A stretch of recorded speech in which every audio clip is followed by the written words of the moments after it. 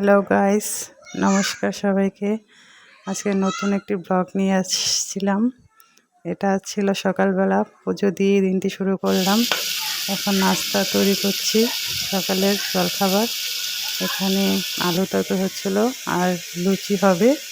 আমার বাচ্চারা লুচি আর আলু তরকারি খেতে খুব পছন্দ করে। এখানে আলু তরকারিটা হয়ে গেছে, এখন লুচি ভাজা হবে। লুচিগুলো ভেজে নিচ্ছি, আর লুচিগুলো সবগুলো সুন্দর ফুলকো ফুলকো হয়েছিল। এখানে চা করে নিচ্ছি, সকালে একটু চা না খেলে ভালো লাগে না।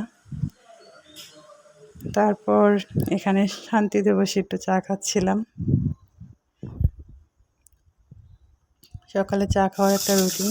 এখানে দুপুরে রান্না হচ্ছে পোয়া মাছ, আলু বেগুন দিয়ে রান্না করেছিলাম। এখানে বেগুন হচ্ছে, ভাজি হচ্ছে, আর রান্না করেছিলাম হচ্ছে ডাল, পেঁয়াজ টমেটো দিয়ে মসুরির ডাল। এখানে ছিল কুমড়ো বাটা।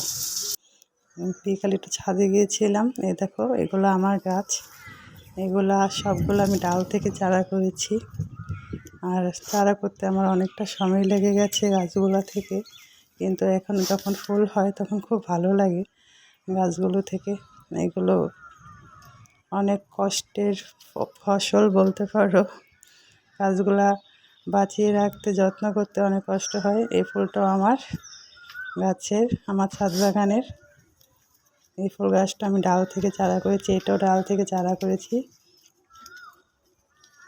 তো আমার ভিডিওটি কেমন লাগলো অবশ্যই জানাবেন। ধন্যবাদ।